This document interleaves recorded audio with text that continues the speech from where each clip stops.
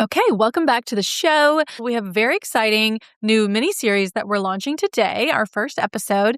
If any of you have been following us on social media, you know that we've launched our latest partner collection, a new partner, Carson Kressley. You all know him. He's our most repeated guest on the show. He is a listener of the podcast, and so we thought it only fit to have him co-host with us for 4 episodes and bring some of his favorite friends. So, Carson, welcome Hello. to the podcast. Thank you so much. This is a dream. You know, I'm a Ballard super fan, as I've said before, and I love the podcast, and I love the brand, and I love when the catalog arrives. And to be part of it is just, it's one of my most exciting things that's ever happened to me.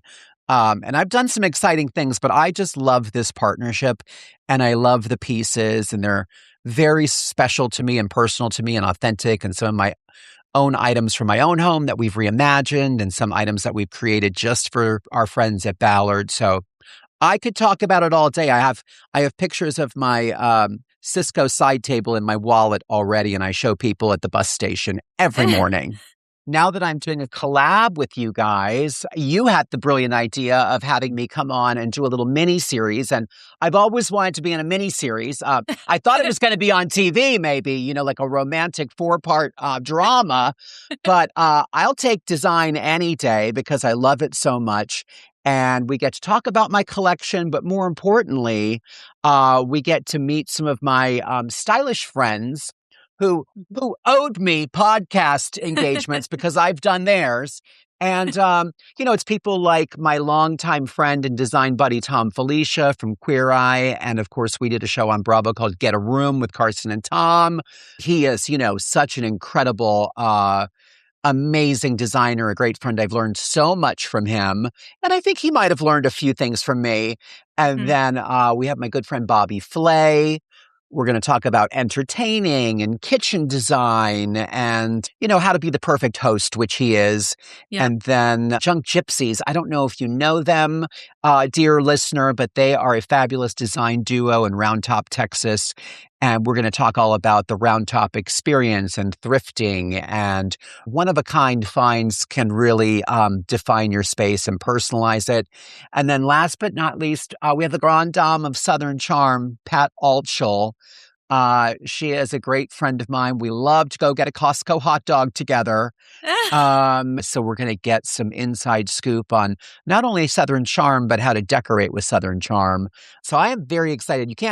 I'm not shutting up. So make me stop. Each of the episodes was so fun to record.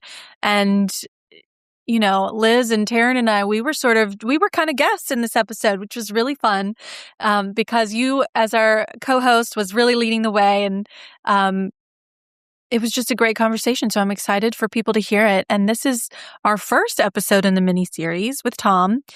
Like you mentioned, your longtime collaborator. He's been on the show twice. And we kind of revisited some of those memories, but also heard about some of his more recent adventures in decorating. And so I think that it's time to get to the conversation. Let's hop on with Thom. So today we are excited to introduce a new 4-part series special that we're recording with our guest host for the series, Carson Kressley. You know him. He's a TV icon, a style expert. He's a Ballard super fan, and he's launching his new exclusive collection with Ballard Designs this month. So we invited him onto the podcast, and he is bringing some of his dearest friends, his most stylish friends, to talk about decorating, entertaining, and all things design. So Carson, who do we have this week? And thanks for joining us. Well, thank you, Caroline. You guys are the sweetest. Thanks for having me. I love being a little guest podcaster. We have somebody really special and fun. Oh, wait. Oh, they couldn't make... We actually have Thom Filicia today, everybody. Who actually is special and fun. I adore him. I didn't prepare an intro because I know him so well. I feel I can just let you know. He is a... super, super successful, amazing interior designer AD 100, all the accolades. He has worked with superstars like Jennifer Lopez and Iman and David Bowie. He's done commercial projects, hotels. He's an Emmy-winning TV personality for his work on Queer Eye for the Straight Guy. He's had other design shows like Dress My Nest, and also the critically acclaimed Get a Room with Best Carson show ever. Best show ever. And he's written many books, but he's just a fantastic person. He brings so much joy and life to every project. And I will tell you, a fun fact about Thom Filicia is he's the most efficient energy saver. So like if there's like 5 minutes and he's very busy, he's always traveling around to site visits and hosting things, but he can sleep for 5 minutes and have the energy of like having slept for 8 hours. I will call him, like we do award shows together. I'm like, hi, I'm downstairs in the car. Where are you? He's like, I just woke up from a nap.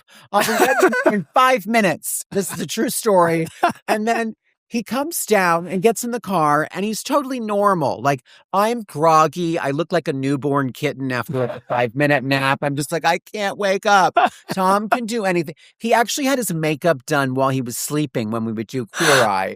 Because we would start early in the morning and he would just be laying in a bed in a hotel room in Dallas. And they were putting his makeup on like he was in a casket. That's talent. He just has so many special skills. So, ladies and gentlemen, I give you Thom Filicia. Hello, Carson. That was, I have to say, for not having an introduction, that could have been my favorite introduction ever. That is so hilarious and accurate.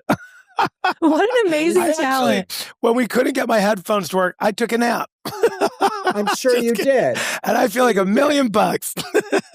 I'm sure you did. Which isn't even that much money anymore. No, we have to update that to $1 trillion. Exactly. What's happening? Where are you right now? So right now I am in my showroom, Sedgwick and Brattle at the New York Design Center in Manhattan. And I just got back from Colorado. I was skiing. It was great. And how's your Aspen? My Aspen is fabulous. Oh, great. No, Aspen was great. It was super fun.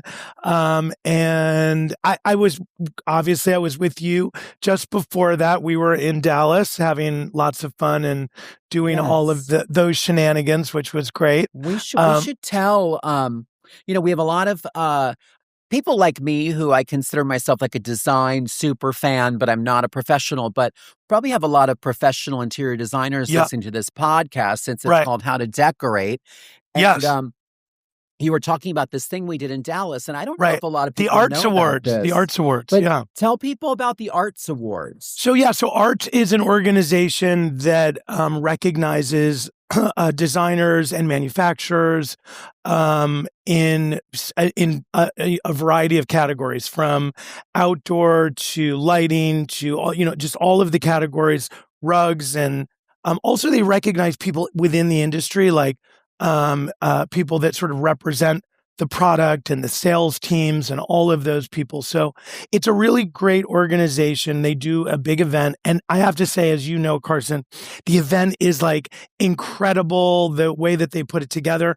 And the funny thing is they have Carson and I go, I think it's like been for 7 years. And we get up there, they give us a script. We kind of loosely follow it. At best, we're up there like giggling and making jokes and sort of like pushing each other. And we've done a lot of really crazy things up on that stage, and they just really enjoy, I think, the natural energy of the two of us, and that we're both interested in what's going on, and that and that we just connect with everybody. We sort of meet with them, we say hello to them, we take pictures, we have fun. We are at the bar. We go from bar to bar. Yes. And we might even have a couple of bottles of Chardonnay backstage. We do. We keep hidden bottles of wine around. It's like an Easter egg hunt. It is. I tape quarters to them, and you're like, "Yay! I found another one." Look, Mommy, it's Sauvignon Blanc, my favorite. Did you ever find an Easter egg like months after Easter?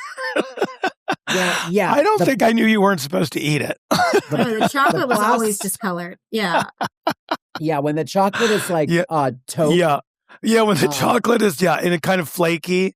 I was like, it just, I think, I just was like, oh, maybe it's Belgian. Yeah, exactly. Exactly. It's an exotic chocolate.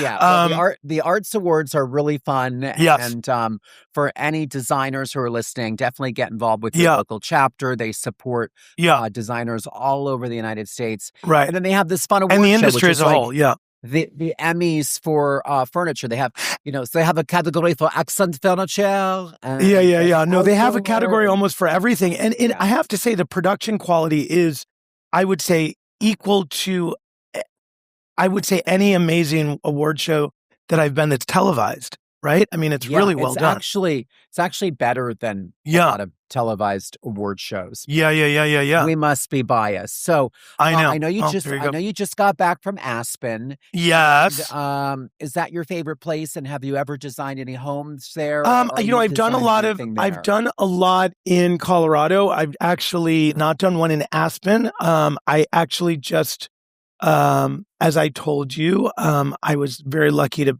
find a little teeny tiny condo right in the village of Aspen for myself. And that actually was my Christmas present to myself and Lago, my dog. And it went through. So now I'm actually doing that little project there. And I'm excited about having a home base there just because I'm a big skier. I love skiing. And also I love that town because there's so much to do and the arts and the food and all of that. So I'm excited about it. But yeah, I mean, I'm excited to have a home base there because it will make just doing projects there a lot easier, just because just having a sort of a place to land, which I think is really exciting.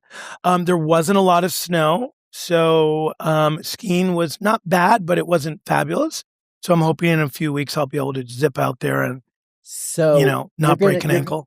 You're going to design your own home. And yes. I've and I'm using a lot of the Carson Kressley, the Thrill of the Hunt pieces. Collection from Ballard. Exactly. Yeah. I thought so. Yeah.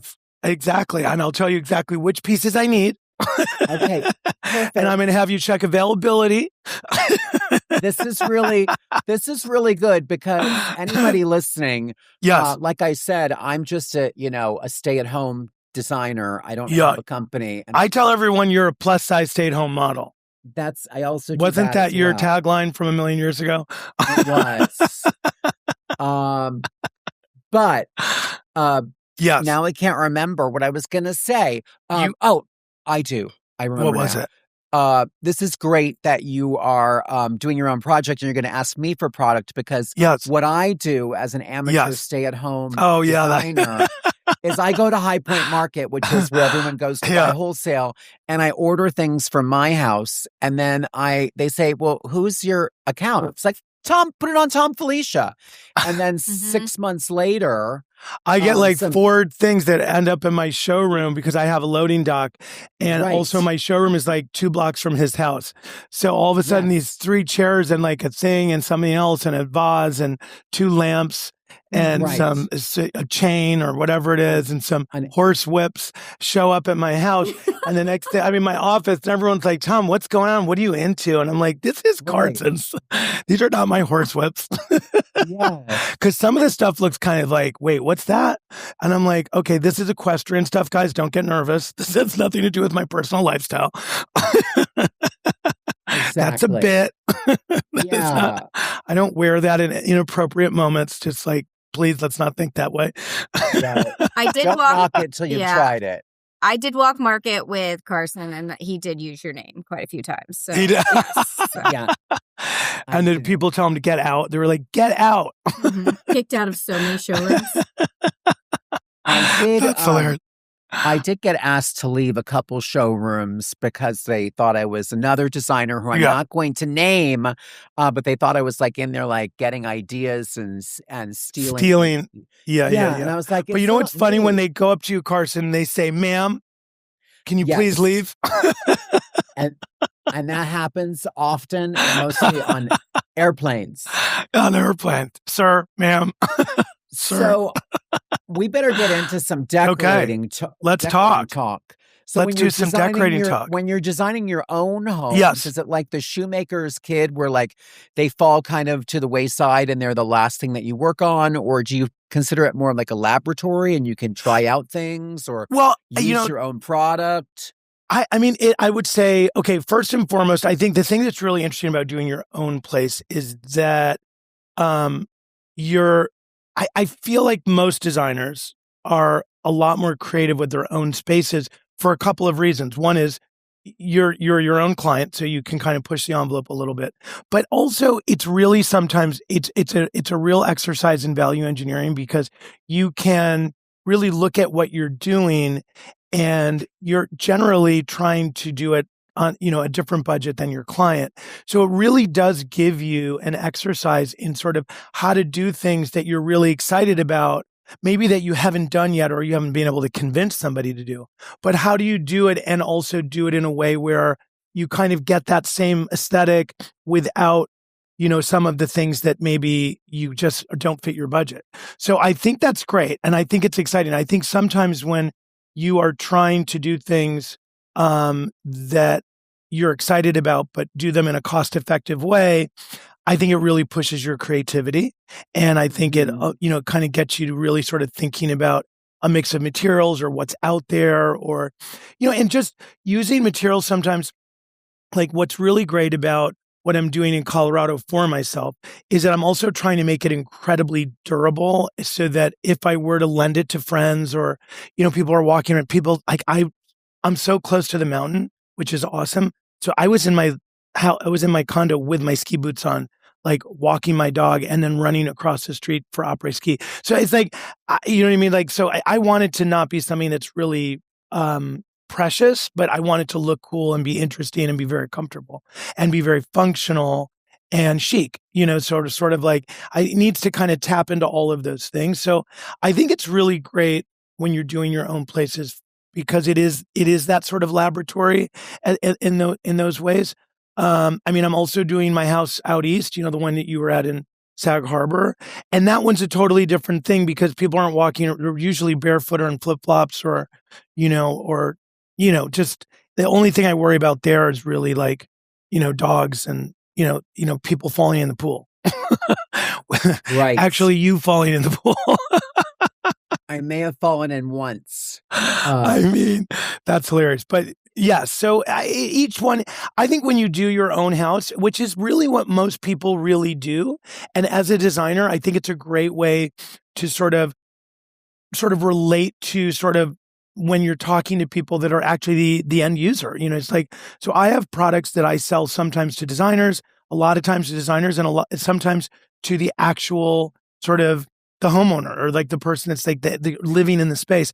And so I love that I have the ability to communicate kind of as a do-it-yourself kind of person, essentially, as well as a designer, and being able to communicate sort of how to make those ideas come to life and how to what to use around you. And I think that's what's great about your very attractive, fun, cool, curated collection is that it does look very collected. I think it looks like, they're interesting pieces from your travels that you love and that were inspiring to you. And I think that is ultimately, when you're layering in a space, you're trying to make it look and feel like the people or the person that lives there and sort of tells their story. And I think having access to pieces that actually help you communicate that and that you can be emotionally connected to and have fun with, and whether people are emotionally connected to them because they love you or they love the product or they love both,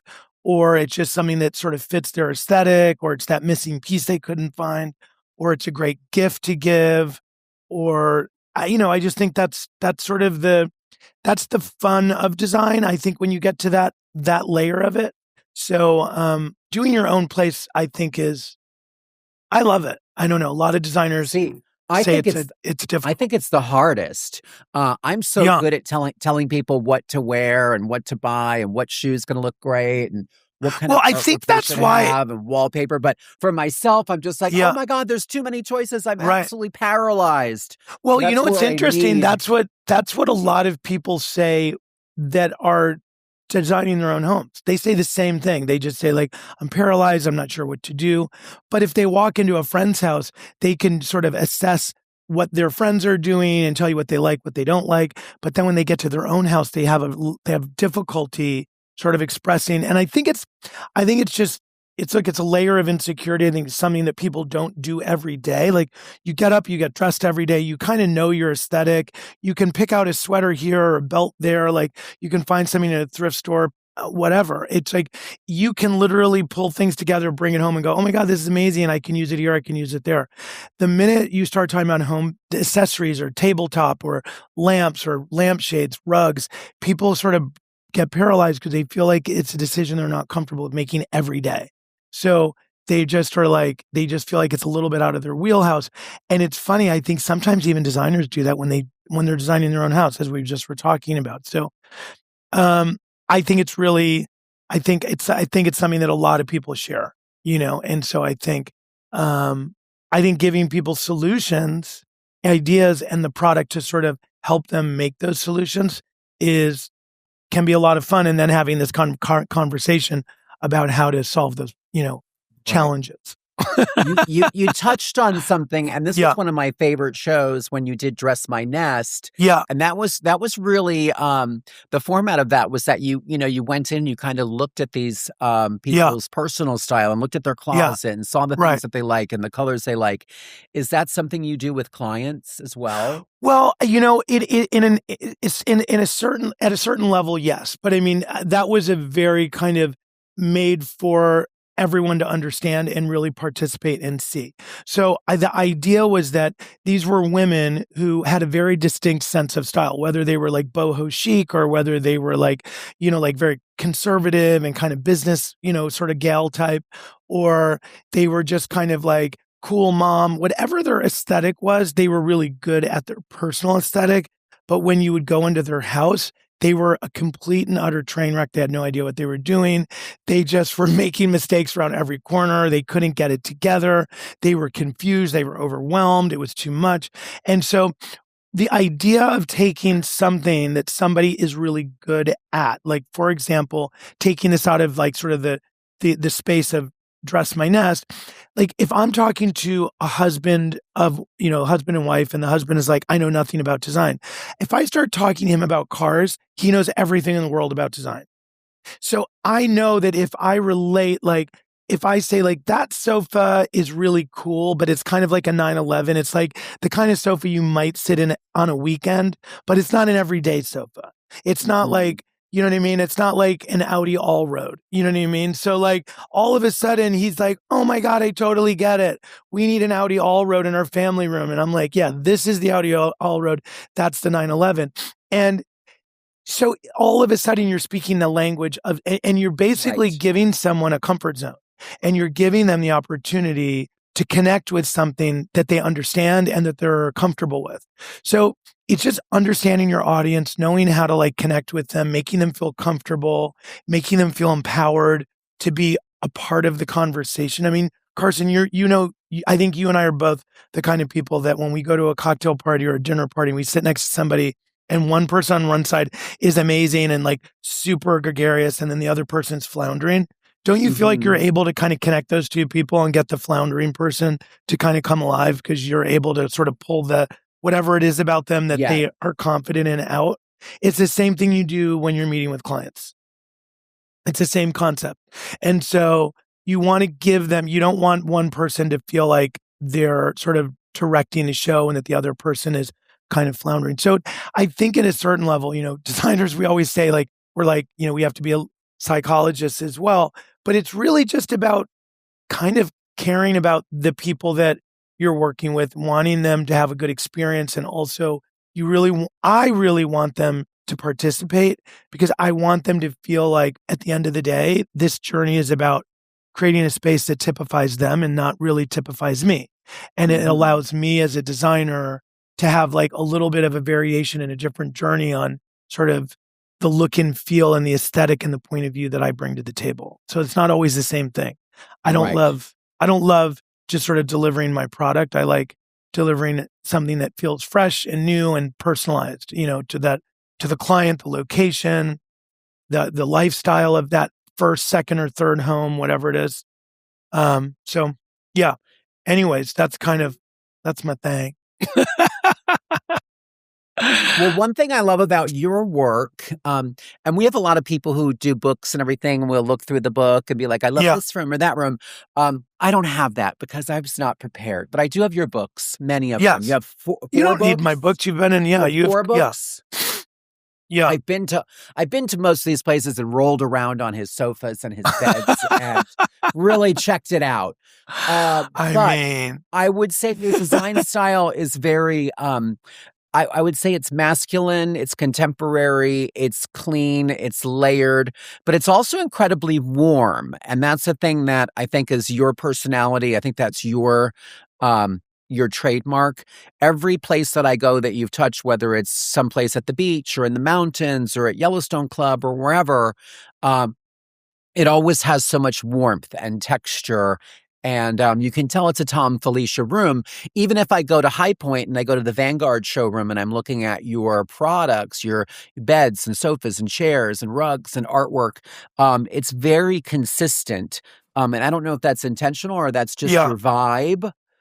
I would say, that is intentional. I mean, because I look at it as that when I'm looking at the world of product, I use not only our product, but I use almost every other product that you can imagine. I mean, like, we're shopping at, and for example, on my floor at the New York Design Center, Sedgwick and Brattle, my space, but we are in Varellin, which is like right next door to us, or like we are in our showrooms, the other 4 showrooms on our floor all the time.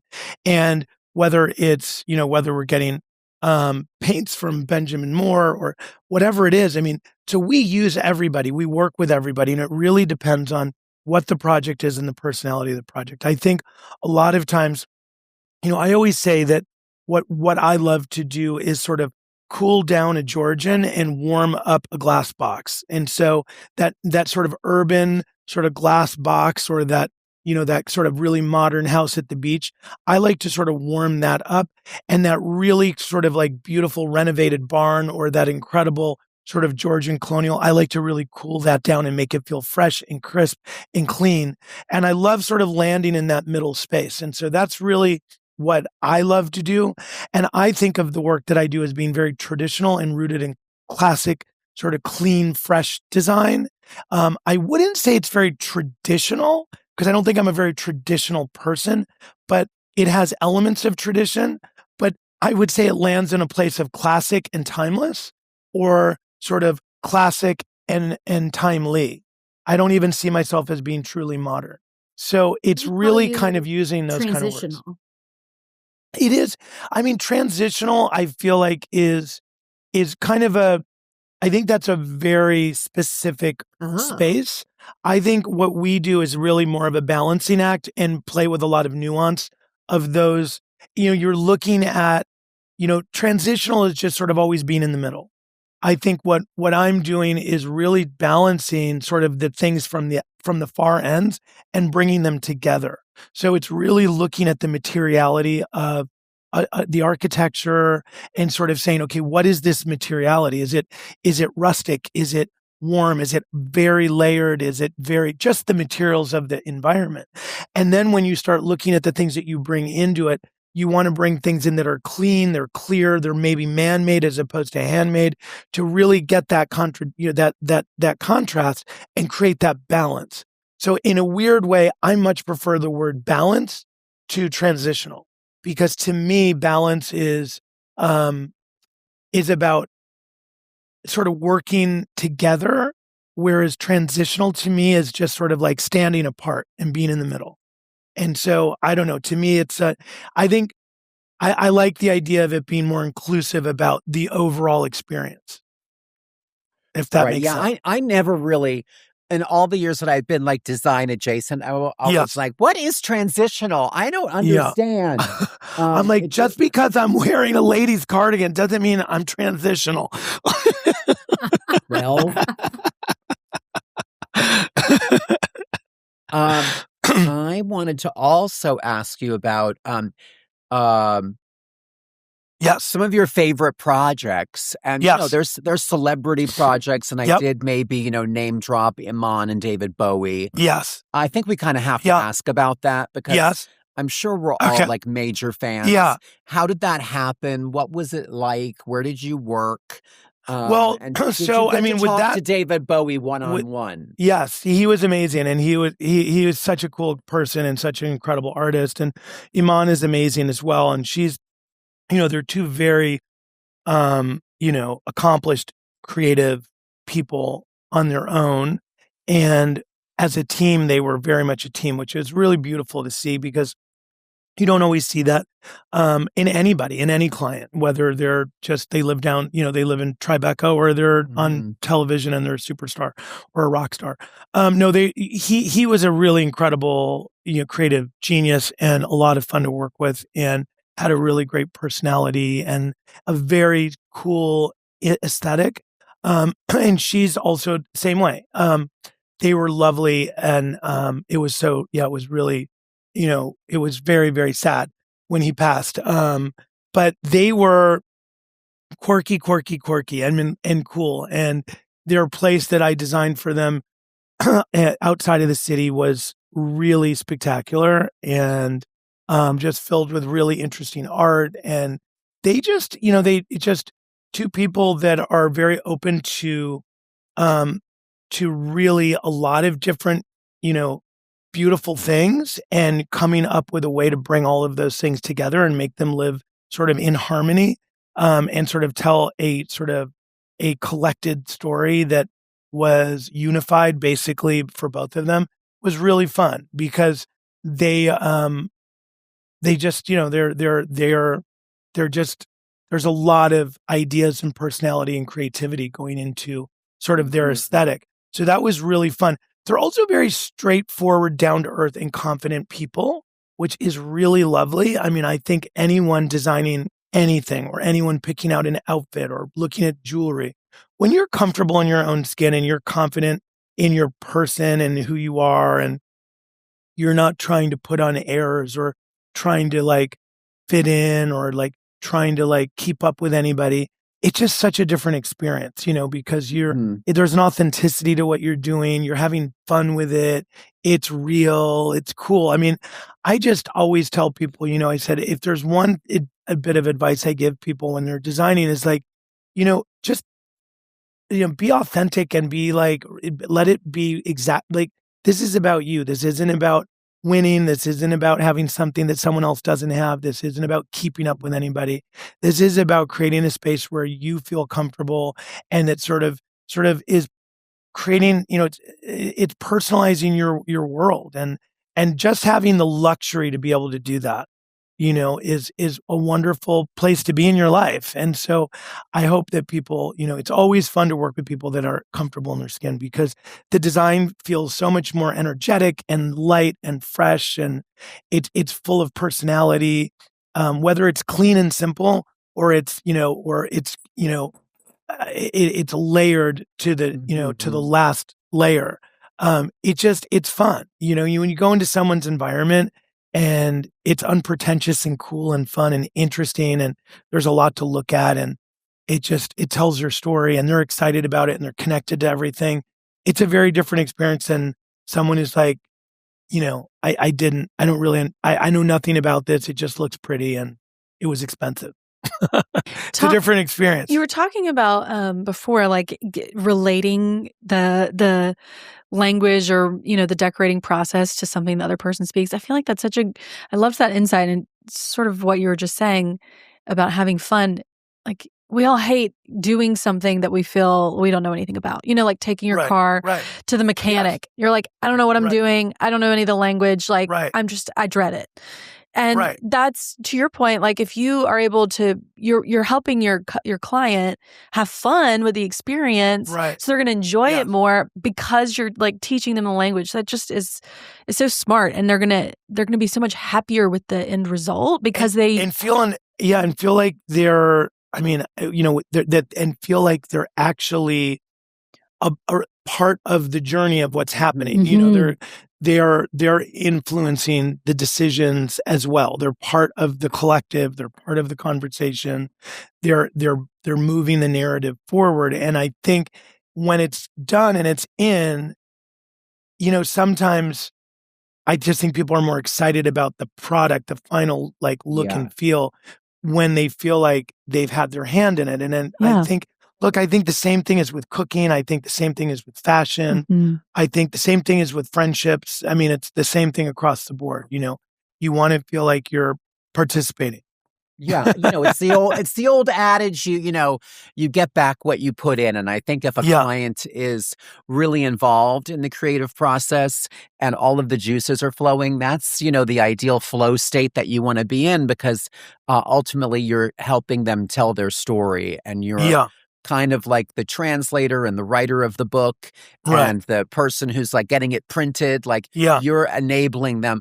I always think that, rooms, homes, offices, whatever you're designing should be autobiographical. And I hate the word like tell your story, because that's so cliche now.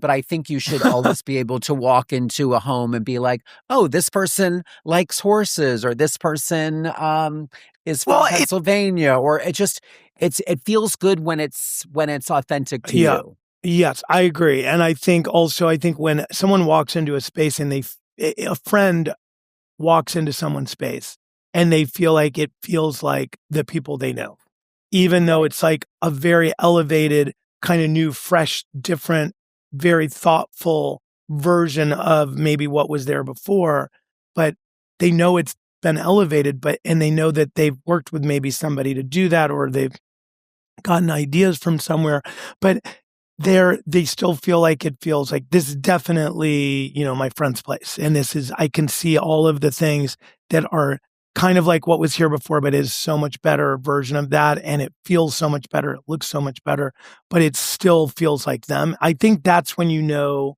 it's a success. Like, I think that's when a space I think as a designer, to me, when people say this looks like this totally is them. This is like their thing. I can like this with the minute I walked in, I was like, oh my God, this is so Sarah and Bill. I think, oh my God, this is so them. I think that's when you're doing what you should be doing. And by the way, even if commercial, think of a commercial job, like a restaurant, like going into a restaurant and like looking at the design of the restaurant and kind of knowing what you're going to be eating and knowing what those flavors are going to be is kind of understanding that environment. Or when you look at a hotel that you love, a brand that you love, and the interiors kind of really speak to the experience of where you are, what it's going to be like, what the vibe is like. It's totally chill. It's cool. It's relaxing, but it's super chic. It's unpretentious. Like all of those things. I always say the way that you describe an interior should be the way you describe your best friend. It should be like fun and interesting and cool and down to earth and loves to get drunk.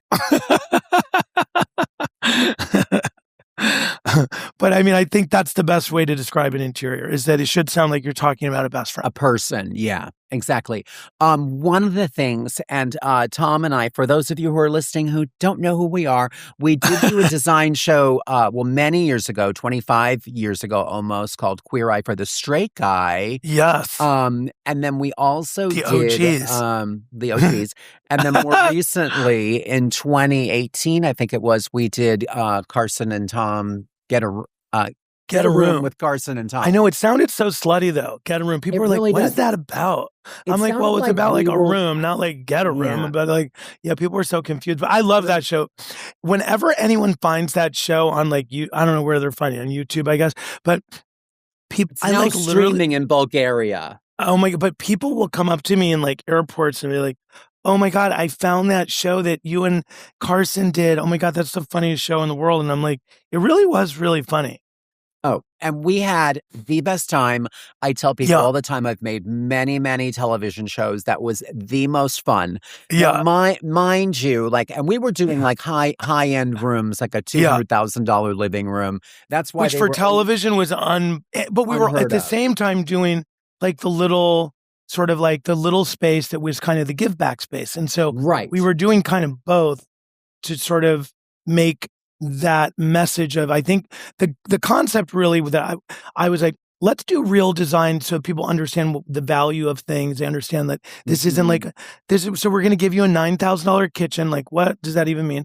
But so like, you know, and so like I was like we were trying to be at a time when the idea of giving people real information about design and keeping it, you know, sort of authentic to the world of like product and what things cost, but not make it crazy.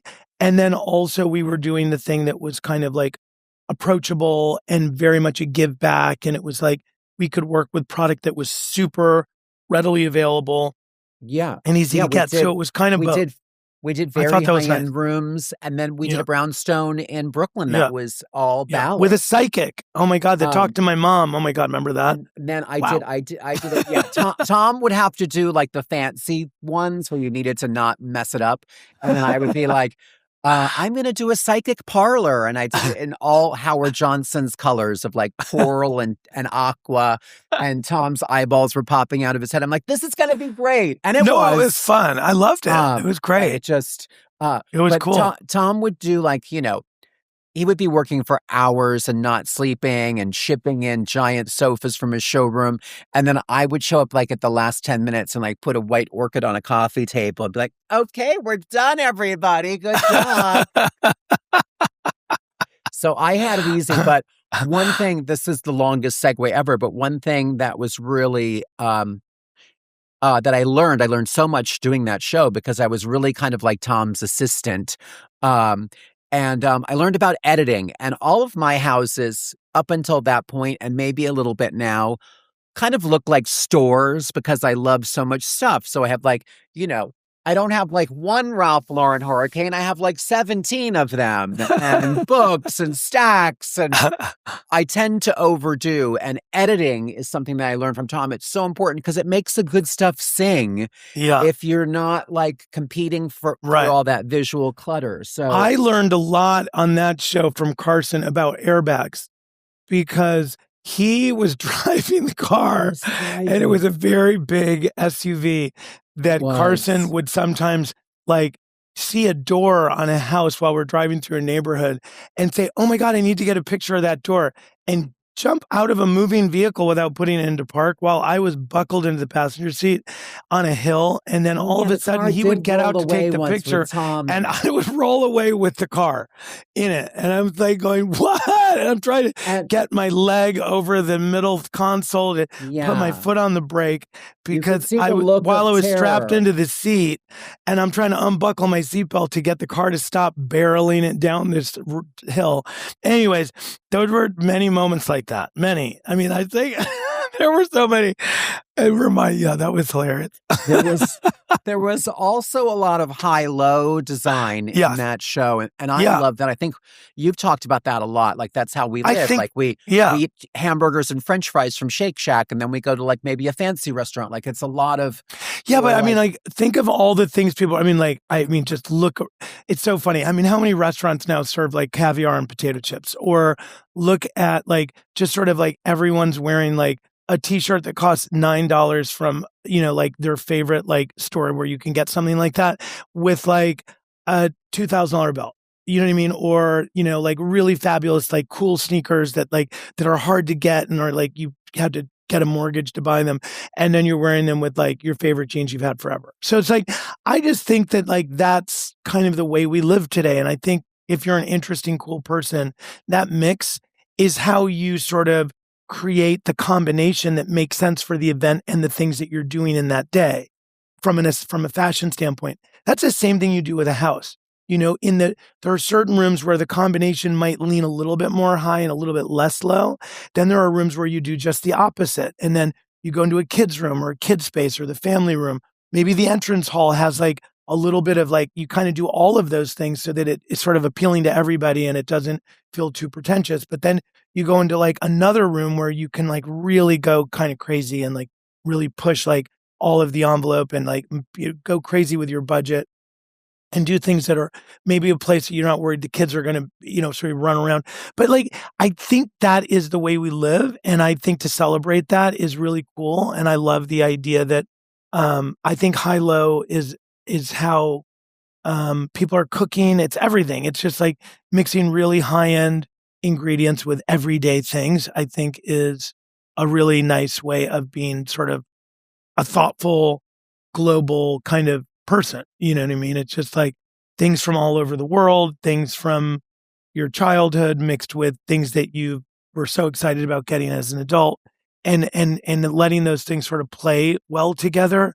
I think it's a great way to create a very personalized space that doesn't feel like everything else that's out there. And I feel like that's everyone. I think the idea of personalizing your interiors is really what people are doing across the board, whether it's food or fashion, interiors, all of those things. People, I think, going into a space that feels personalized, when someone does something with an outfit that feels like, I haven't seen that before. I love how you mixed all those things together. That's so cool.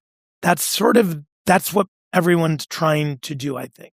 And I think that's what's exciting about design right now is that it is really more about, rather than trends are maybe just like little sort of like, they're these ideas that can help people sort of navigate, but they're not sort of what you're looking to accomplish.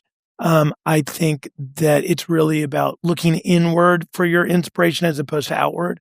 So I think that's kind of the moment we're in, and I hope it continues. Yeah, I think that trends are great and they're fun and they keep it fresh. And I always relate that to like the fashion world. Like if, the Tory Burch flat is having a moment like it did back then. That was a fun little trend to be a part of, but it shouldn't be your entire wardrobe. And I think in your home too, I'll add a piece of artwork or maybe like a new plant or something to just make it feel a little bit more up to date. I don't have to redo my whole house. I'll just maybe change out a coffee table or a rug or switch my rug seasonally or do different pillows. And you don't have to spend a lot of money and you can really get that feeling of refreshment, which I love. Well, yeah, I mean, sometimes it's just about editing too, and like getting rid of some things can refresh your home. Well, also knowing when you've kind of like when you're, as we all do, we layer things in over time, and then you kind of have to look around and say, hey, like okay, I've got to really think about this. Like where there's a lot happening in this one area, and I've got to really sort of like just kind of give it like just sort of like kind of when your phone gets a little crazy and you turn it off. You count to 100. I never wait that long, but maybe I count to 5, and then I hit it back on again, and it stops doing that wiggly jiggly thing, and you're like, okay, we're back. Everything, look, I can get all my stuff. And so I think that's kind of what you need to do with your wardrobe every once in a while. You have to do that with your house every once in a while. You have to do that with that drawer in your kitchen that you're just like, I don't even know it doesn't even open anymore.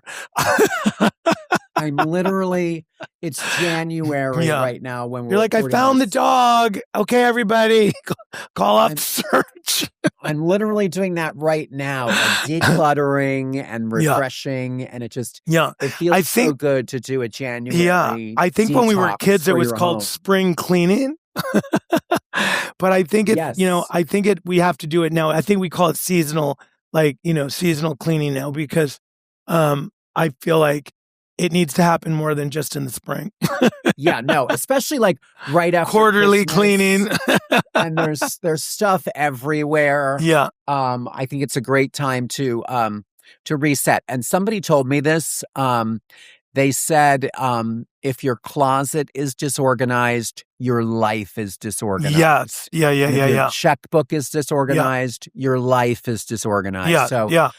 For me, I'm such a visual person that when the clutter and the disorganization gets to a certain point, I can't even think. Like I'm just like ADDing my heart out. Like, oh, let's put those Christmas boxes away. Oh, there's a bird. Who wants to listen to Elena Wilson? Like I have to have structure around me to be able to function. So everything has to have a place for me. So like I need to kind of know Yeah. I like a little, I will say though, I like a little bit, like when I go into an environment and it's so buttoned up that it feels a little like it kind of feels wound. That I don't know if I love that. Right. And I would say it's not, maybe not the middle, but something like 75%, like, organized is really nice. That 25% or that 10% of free form is, I think that is what allows people to feel comfortable in a space. I think when things are buttoned up enough that it feels really together, but there's a little bit of imperfection, that little bit of imperfection is what allows people to feel like they can breathe in a space. Because I will tell you, there are some interiors I've been in where I know that it intimidates people, makes them feel uncomfortable. They sit in an uncomfortable way. They are kind of like, hey, let's go out to dinner. They can't wait to get out, and I think whenever anyone goes into a space and they're excited about being in that space and they use it in a respectful but comfortable way, I think, as a designer, as a host, that you're giving the right message to people. I think when your host is like barefoot and and is like very casual with certain elements of what's happening, but also very buttoned up and on point with other things, you're creating that, it's going back to that word balance, but you're creating that balance that allows people to not only feel well taken care of, but also at the same time feel comfortable. So I think it's a little bit of a mix that way. Yeah. And we know that feeling, like when you go to your favorite restaurant, it feels warm and welcoming and you're just like, you can exhale. Yeah. Yeah. And I know that's how I want my house to feel. I think that's the goal for most everybody. And even like in fashion, like when I was at Ralph Lauren, we weren't striving for perfection. We wanted things to look a little lived in. We wanted to have the collar zhuzhed. We would take a cheese grater and grate the knees of the jeans so they would like look a little bit more like worn out. That little bit of lived in insouciance is what makes people feel comfortable. And it's really, really important in interior design, because that personally, I think that's the goal. Make you comfortable and make your guests comfortable. That's why we entertain at home. That's the total reason for doing it. So agreed. I did want to, and I think we probably have about 10 minutes, but I wanted to talk about, you've worked with so many legends in the business, like Albert Hadley. Are there lessons and things that you took from each person that you would say, this is like a gem I want to share? Yeah. Well, so I worked, so when my first job out of college, which is and the way I got that job was so crazy. In the 60s, right? That was in 1947. 1947. Yeah. It was lovely. Anyways, it was a good time. It was a good time. Traditional was still kind of like, it's just getting kind of, we're leaning into the 50s, getting a little bit chic. It's nice.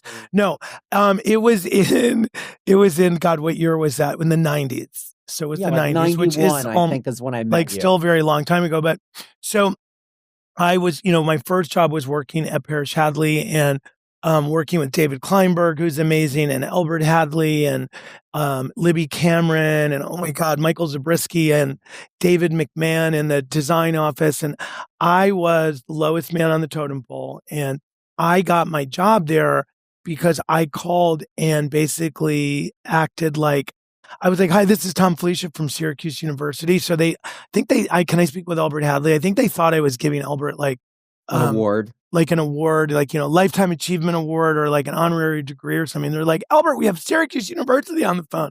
And then they get me on the phone. And I'm like, hi, it's me, Thom Filicia. And I was wondering if I could come and interview for an internship. Anyways, he said yes. And I went in and had an amazing interview with him. I was a junior in design school and it was amazing. And I ended up getting the internship and then I worked there. They hired me out of college. So it was great. And what I loved about that experience is that I worked in not only the design office, but I also worked in the architecture office. So I was doing, whenever they needed somebody, they had so much going on that like, they were like, we need someone to drop like elevations for like a dining room. I'm like, I'll do it. So I would run and do that in the architecture office. Then I was like shopping for fabrics and like organizing things and going on installs and doing whatever, whatever they needed. But it was so awesome to have that experience. But what Albert Hadley once said to me, was like, I loved, and he was so amazing with furniture layouts. And he would always talk about how every room needs a surprise. Like, it can't be predictable. Mm-hmm. There has to be that element of, you didn't expect this. And like what? I have to, like what? Just like the way a room is laid out. Just the way you lay a room out. Like when you're designing, when you're doing furniture layouts, it's just like, there's the sofa and then a pair of chairs and then another pair of chairs in front of the fireplace and then an ottoman in front of and he's like, that's all beautiful. He's like, and it makes sense in the way that the room is laid out. He's like, but you have to have like just sort of that unusual piece, that furniture, that chair, that extra sort of like sculpture, or that little sort of whatever it is, like another little table that like, or just a pair of like quirky, weird chairs, like pushed up against the fireplace, up the mantle, like just something that you're like, wait, that I've not seen that before. That's fun. That's unusual. That's a little quirky. Just whatever it is, he's just like, you've got to always think about the pieces that sort of give it that sort of, unexpected moment. That like surprise is what he would call it. And so I loved that. And it really serves me so well in all of my projects. It helps me with my showroom. It helps me and it's really a concept. It doesn't have to be a piece of furniture. It's really just a concept. It's like even in a conversation or in a story or in a movie or in anything, that unexpected thing or like, entertaining, like, and everyone's having a wonderful time. And you're like, oh my God, we have to have this after dinner, like sort of like cordial or drink that everyone's like, what is it? I've never had it before. And it's just like a fun thing. And you just like go around and there's like special glasses and you just do this pour and everyone's like, wow, this is so fun. Like those unexpected moments are really fabulous in design, in lifestyle as a whole. I would say in lifestyle as a whole. So I love that I learned that from Albert, and he loved that. And it was that when you look at his work, you'll always see like a little bunny rabbit, like next to like a door, or you'll see like just something quirky and weird that you're like, where the hell did you get that? And it's like, he loves all those moments, and I think that it gives personality. It's a surprise, something to talk about, think about, just fun. So I love that. When I worked for Robert Metzger, he was such a good businessman. And I love what I learned from him is that, a lot of what you need in your designs to finish them, a lot of other designers need as well. So always have a showroom that is a way for you to finish your own projects and also to help other designers do theirs. So he was such a good businessman, and he was such a warm-hearted person. I mean, I'll never forget. I would go to work some days because I was like 11 when I worked there, and it was crazy. I would like sometimes come in with like having gone home and showered and gone to work, like never even slept. It was like 25 or 7 or whatever. So it was so much fun. But one time I was like, I literally went home and I passed out. And by the time I got into the office at like noon, which I never do. Have you ever known me to ever not be where I had needed to be? No. I'm always like, I am where I need to be. But I was cuckoo bananas as a kid. And I was like 3 hours late for work. And I walk in and he looked at me, he goes, you could have at least called. We were worried sick. And meanwhile, I thought he was going to like fire me and be mad at me. He wasn't. Right. He was mad that they were like worried about me. It's like, anyway, so he was that kind of guy. Alan Tanksley, I worked for him. He was amazing. He really kind of taught me how to be organized in an office, because no one ever really taught me that. And he really was like, I helped him sort of set up his whole office and how to be organized in your office, which is probably still not my greatest asset, or my greatest attribute, or thing that I bring to the table. But he was really good at that. And I loved the way he talked. He was very, Alan's an amazing guy. And then Jeffrey Bill Huber, gosh, I think I learned probably the most from Jeffrey Bill Huber. I just think his aesthetic and my aesthetic are oddly very similar and unusually very different. I think it's funny but I really love he and Parish-Hadley were very similar also in a lot of ways. But Jeffrey was, I would say, like the, kind of cuckoo bananas version of Albert. So I think that's why I loved his aesthetic. He was so much fun, like visually. And he does so many interesting layers, which I love. We have I was almost like if you were to take like maybe like someone like Bill Sofield and Jeffrey Bill Huber and put them into a blender. That's sort of who I am, I think.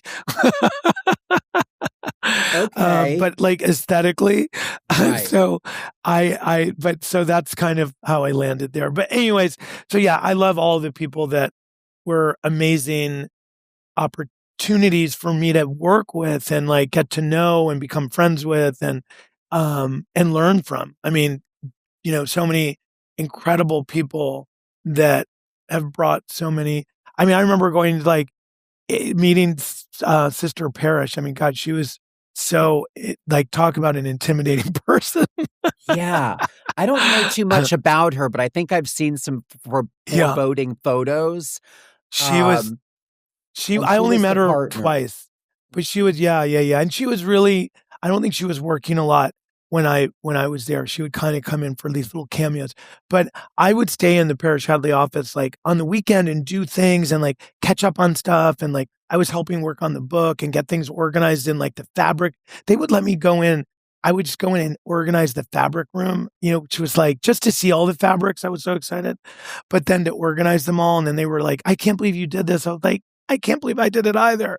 But it was really fun. So those were really cool. I can't believe it's not taffeta.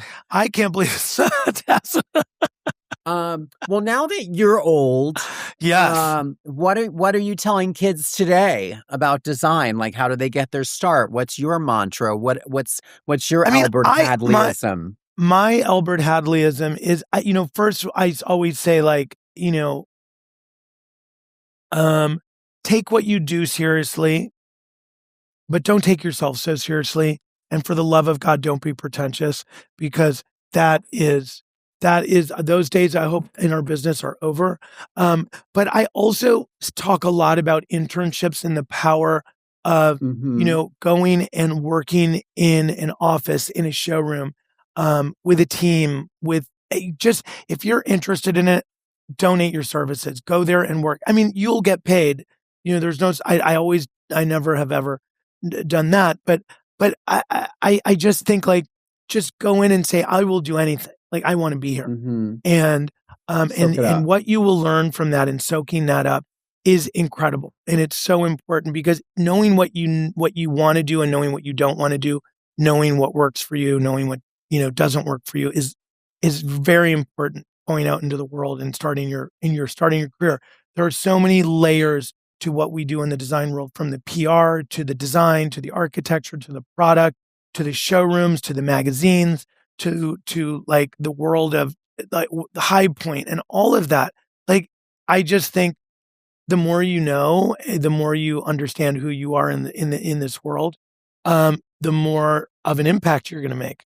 Right. So you're going to be more able to do what you do and bring you to the equation. Which is and the jump most in and do not think. I just think do as much. If you can do every job, from emptying the waste baskets to drawing the elevations to picking out fabrics and furniture, to if you can do all of those things and know how to write a purchase order or a proposal, or how to describe a piece of furniture that will help someone to understand what it is, I think those are all really important skills. And whenever anyone says like, "Oh, I don't do that," that is not something I've ever done or I would ever recommend anyone to say. I would say, I've never done that, but I think I can do it, is what I would recommend people say. Right. Jump in, be a part of the solution. We're probably getting close to the end here, but I don't know if Caroline, Liz, or Taryn have questions for you. I've monopolized. I could listen to y'all chat all day. Y'all are just. I thought I was listening to a podcast, not on it. So this is wonderful. This is wonderful. You're welcome for the mini vacation. No, it's great. We just show up. Staycation. It's so weird that we invited Carson to do this. So weird. We're like, you know what? We're going to need some time, January and February. Thank you. We'll have Carson host the podcast. No, I was actually thinking, hold on. Y'all did your show, Get a Room with Carson and Thom. I think you said 2018, and that's the first time we had you on the show. So we came to your showroom. I don't know if you remember. Yeah, and I do remember. Yes, I do. I remember going into your studio. We were actually at your studio when we did it. We did twice. Both. Yes. Both. Oh, that's right. You're right. We recorded in your showroom. I think we did it in the one in Atlanta. We did too. We were in Atlanta. Yeah. Y'all were hosting something here.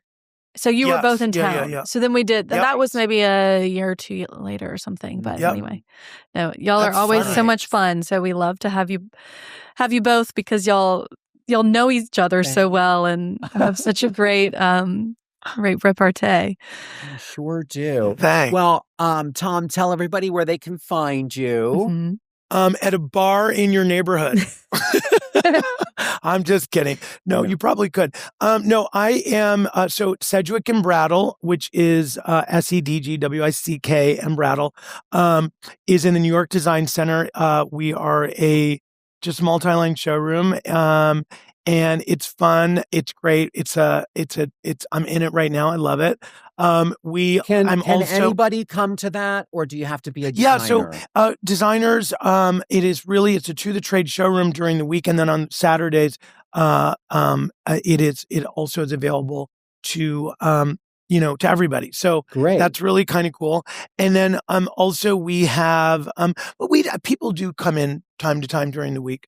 But then we also have Thom Filicia Incorporated, which is my interior design office, and we're about 18, 20 people, and we do commercial and residential design, mostly residential right now, but we do commercial and residential.